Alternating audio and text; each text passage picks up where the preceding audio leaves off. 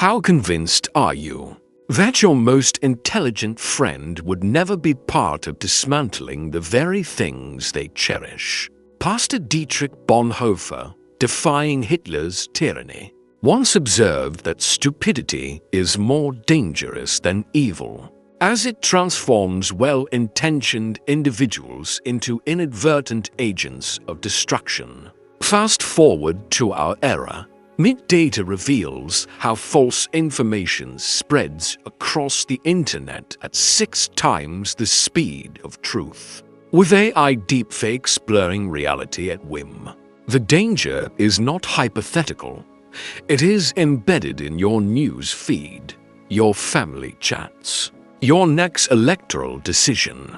Welcome to the Deep Dive Psychology podcast, where we unravel the concealed forces influencing your mind. In this episode, we navigate from Milgram's startling obedience trials to Bonhoeffer's poignant prison reflections, arriving at the dopamine-craving apps that reside in your pocket. As we journey, you will learn how even the brightest of minds can slip into what psychologists term functional stupidity. Doubtful that you are vulnerable? Stay with us.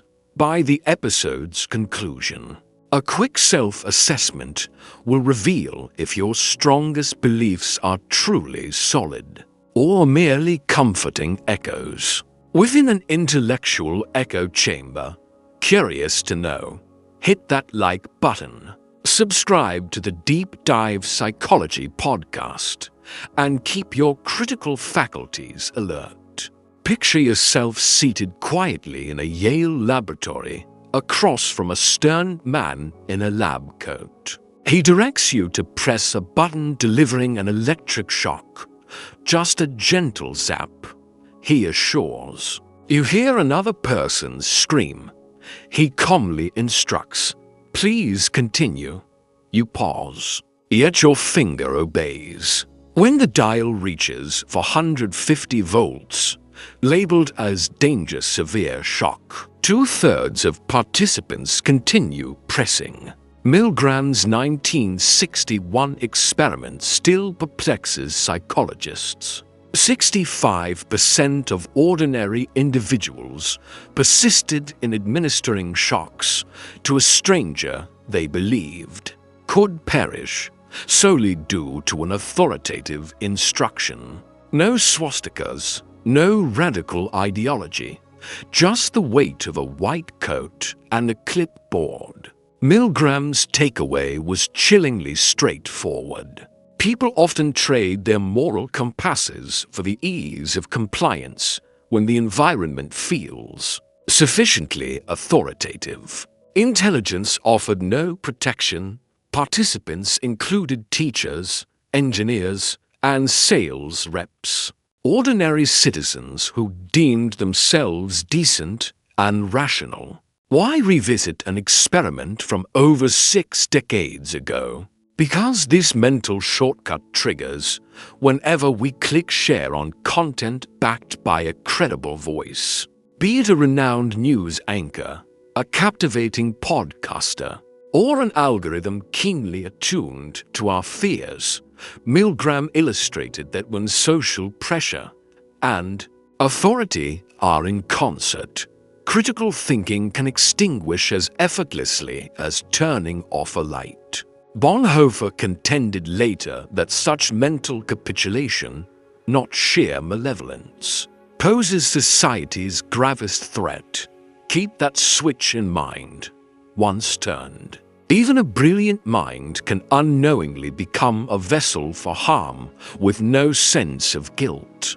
Look to Dietrich Bonhoeffer, a Lutheran pastor with a PhD in theology. His upbringing in a family of intellectuals taught him to trust in reason and education as safeguards against national insanity.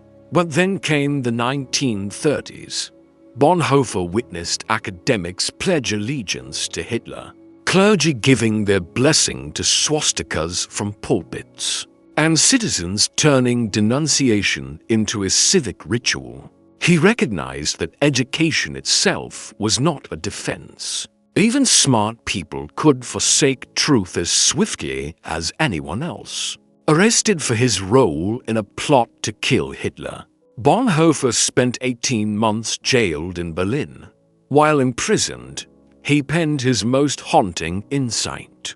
Against stupidity we are defenseless. He did not imply low IQ, but referred to a collective haze settling when fear, propaganda, and social gratification lead people to forgo independent thinking, in contrast to evil, which eventually acknowledges remorse. Stupidity gloriously maintains its self-righteousness. Before psychologists formalized it, Bonhoeffer had already identified what he termed functional stupidity. He portrayed citizens who echoed slogans instead of fostering debates, who exchanged curiosity for certainty, and who felt reassurance, almost pleasure, when authorities dictated their thoughts. The more oppressive the regime, the more eagerly people embraced that comforting autopilot. In Bonhoeffer's estimation, the true peril was not the Nazi leaders. It was the millions of educated Germans who ceased to pose challenging questions, because questioning was more arduous than compliance. His letters serve as a cautionary tale that this mental surrender is not an exclusive chapter of history's dark pages. It remains a latent facet of human nature, biding its time for the right blend of fear, pressure, and convenience in today's world, where algorithms curate realities tailored to our preferences round the clock. That blend has never been easier to concoct. The question is not whether stupidity might rise again, but if we will detect it before it does. Why do rational people repeat absurdities the moment they join a crowd?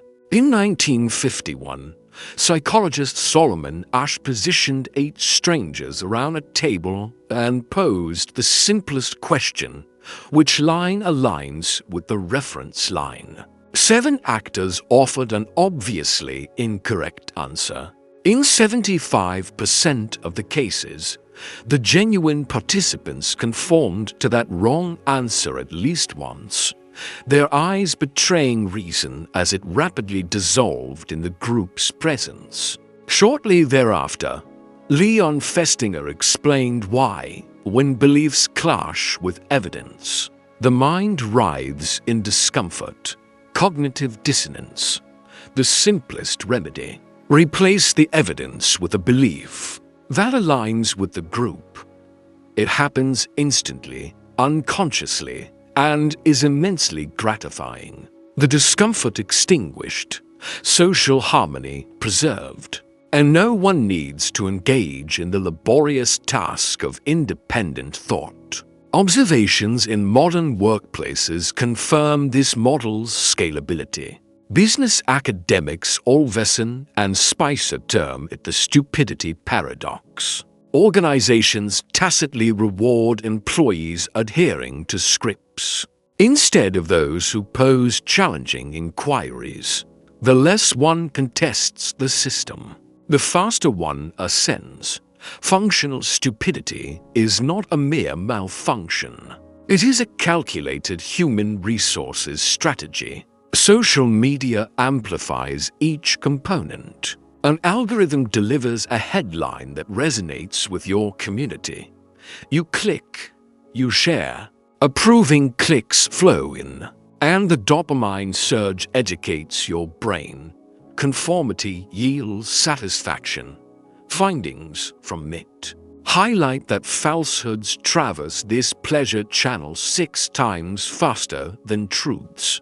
The platform captures engagement. You receive validation. The truth remains elusive. Bring Asch, Festinger, and the stupidity paradox together, and Bonhoeffer's caution becomes starkly evident. The crowd does not merely silence dissent. It reprograms perceptions of reality. Intelligence provides no protection. Within the right group, receiving the right social incentives, even a Nobel laureate will echo a falsehood rather than weather the discomfort of solitude. Assuming functional stupidity is just a quirk of the human psyche. Examine the machinery surrounding you. It is designed for operational efficiency. The outrage economy functions with tight margins. Every emotive click translates to advertising revenue, political clout, or stockholder profits. Internal documents from Facebook revealed that divisive content sustains user engagement longer than measured deliberation. Engineers at X, formerly Twitter, reportedly refer to viral outrage as the stickiest loop. Platforms need not spread falsehoods. They simply amplify whatever incites the swiftest, most vociferous reaction, and spurious claims ignite much faster than verified truths. According to MIT's 2018 study, news outlets succumb to the same gravitational force. Nuance demands column space. Certainty fits neatly beneath a headline. A single sensational story slashes costs for fact-checking. While doubling engagement, politicians quickly adapt. A catchy slogan prevails over a detailed policy brief every election. The system endorses shortcuts because shortcuts are profitable.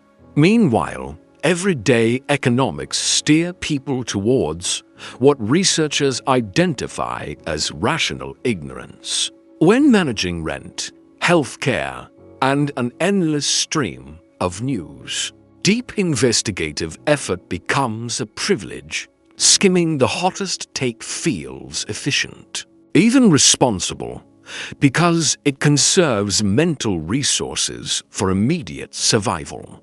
Introduce stress, and the brain retreats to the autopilot state described by Festinger. Comfort over precision, group over truth. Combine these forces, and you have a feedback loop Bonhoeffer scarcely envisioned. An apparatus turning cognitive surrender into profit. The more we delegate judgment to algorithms, influencers, and headline writers, the more they profit by keeping us intellectually sedated. Functional stupidity is not just tolerated by contemporary systems, it sustains them. In past times, propaganda required a printing press. Today, it is accomplished with mere lines of code. By 2024, security experts sounded alarms over AI-generated deepfakes potentially influencing elections. Across continents, reports indicate that an audio clone of a presidential hopeful reached millions before fact-checkers intervened, because the fake was disseminated within hours. Truth took a full news cycle. This escalation is significant. Traditional misinformation relies on human creativity. Large language models industrialize it, creating infinite variations of the same half-truth, each easily eluding your scrutiny. Each viral post trains the algorithm on what causes you to pause, react angrily, or share. Then it presents more of that type, constricting a personalized ignorance loop that becomes invisible. Think of AI as the embodiment of Milgram's authoritative influence wedded to Bonhoeffer's functional stupidity. Yet now the voice uttering "keep going" knows your online habits, stress levels, and political inclinations. The result is not just hastened falsehood, it is precisely aimed at your cognitive vulnerabilities. Deepfakes extend the illusion. A digitally manipulated video of a trusted expert can unravel years of public health advocacy. Within minutes, By the time experts issue corrections, the clip is re-uploaded, remixed, and embedded across myriad forums. Each new version feels unique, triggering the same reflex to share. Falsehood becomes fractal. Amidst the digital cacophony, where social evidence, as Ash once demonstrated, guides the multitude to untruths in unison, it becomes essential to foster a discipline of validation. Without such habits, the upcoming tide of artificial realities may not just deceive us, rather, it may condition us to favor illusion itself. Bonhoeffer harbored fears of a world relinquishing critical thinking for slogans, unaware that these could be meticulously crafted and tailored before dawn. Recall the stirrings of early 2021, when whispers in group chats lent credence to a livestock dewormer as a miraculous COVID cure. The peculiarity lay not in the gossip itself, but in the credentials of those propagating it: esteemed doctors, meticulous engineers, and judicious attorneys rapidly disseminating videos more swiftly than official health advisories. Reports indicate that merely in the pandemic's initial year, YouTube removed over 1 million videos for medical misinformation violations, while countless others evaded detection. How did astute individuals transition from analytical data to conspiracy myths? The stress and uncertainty of the era primed minds for the cognitive pitfalls Bonhoeffer cautioned against. In times of medical shortages and ever-changing news, a simplistic and gratifying solution of any sort offered a breath of relief. A sensation social media promptly compounded through likes and communal endorsements, cementing a cycle of hasty acquiescence dangerously traded for online engagement and occasionally with lives. This sequence extended beyond immunization discourse. By 2022, the platforms once purveying homemade pandemic remedies had shifted focus to sovereign citizen tax strategies and dubious digital fortune promises. Each narrative followed a familiar template: an authoritative figure clad in professionalism or luxury, a bold assertion contravening mainstream wisdom, and an algorithm that fervently magnified the outrage, for outrage is the currency of viewing time.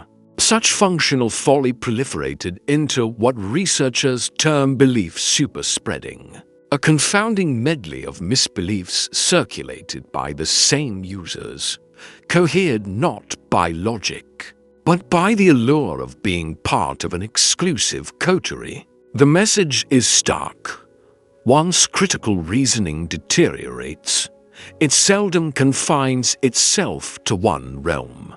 A misjudgment in health matters can ripple into poor decisions in finance, policy, or parenting, all while the individual may feel astonishingly informed.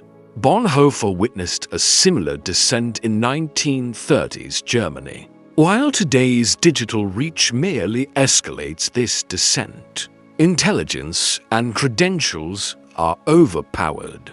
When myriad tabs solicit instant allegiance and deeper contemplation seems overwhelmingly taxing, a foundational means to maintain mental acuity is adherence to verifying information, through at least two independent, trustworthy outlets. If an intriguing claim surfaces, yet finds a home solely on platforms thriving on sensationalism, regard it as one would expired leftovers, dispose, and move forward.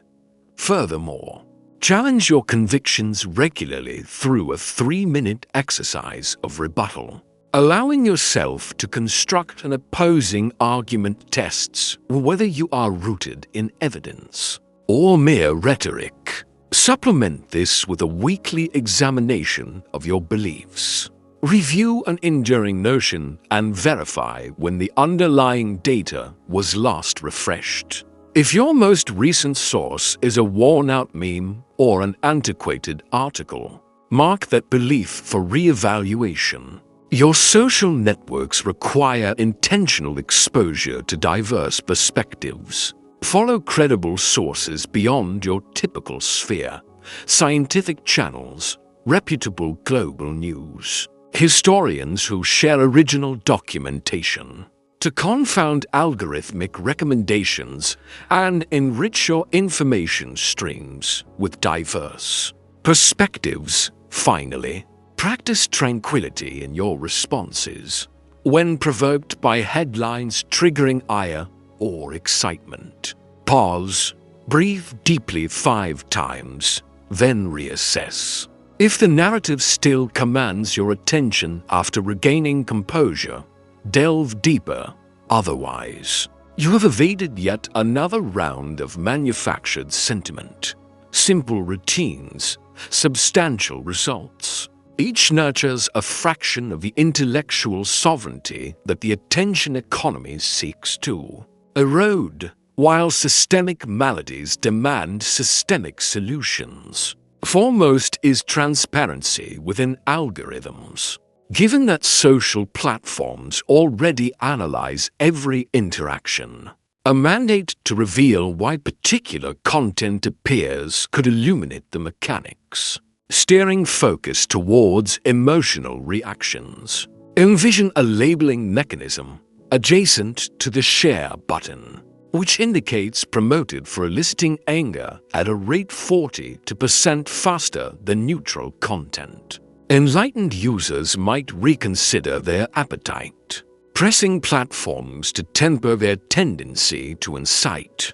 Nonetheless, transparency alone merits effectiveness only when people understand its application, necessitating media literacy frameworks as ubiquitous as road signage. Public curricula could empower teenagers to verify imagery through reverse searches, or implement browser add-ons highlighting headlines from known misinformation sources. When diligent verification equates to daily care, mundane yet routine, the revenue from functional follies notably diminishes. Nevertheless, the burden of cognitive effort often weighs heaviest on those with scarcely the capacity to bear it. Economic pressure truncates thoughtful deliberation, hence policies ensuring basic stability, affordable health care, stable housing, equitable wages, serve not just as protective nets, but as cognitive safeguards. When individuals are not ensnared in managing multiple jobs to meet basic needs, they possess the bandwidth to critically engage with nuanced debate instead of being ensnared by the first viral assertion encountered. Lastly, policymakers and independent overseers must institute consequences for precision-targeted misinformation, political deepfakes, AI-fabricated health deceptions, and manipulative materials disseminated under electoral deadlines should incur penalties sufficient to dissuade, coupled with crowdsourced verification panels embedded within platforms. The calculus of propagating falsehoods begins to invert. Structural modifications may never render humanity impervious to Bonhoeffer's collective fog, but they can elevate the cost of perpetuating it while easing the battle against it, thus affording critical thought a fighting chance in this digital epoch.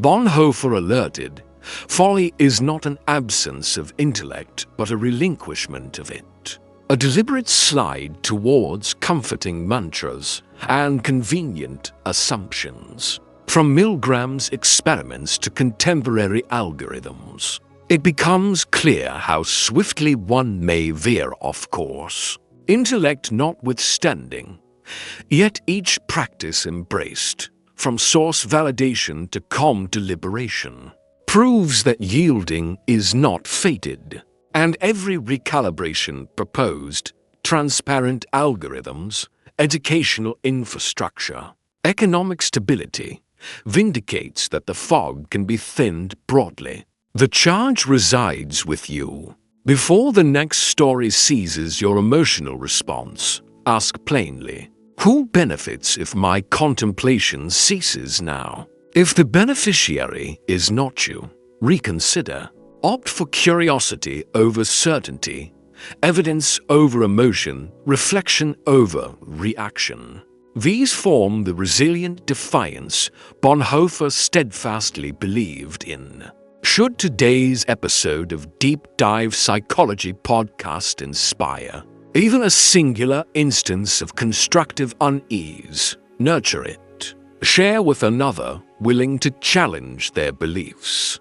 Append your prompt belief audit in the comments. And subscribe to avoid missing further explorations beneath the mental surface. Until next encounter, remain inquisitive, remain humble, and above all, maintain thinking, especially when it demands effort.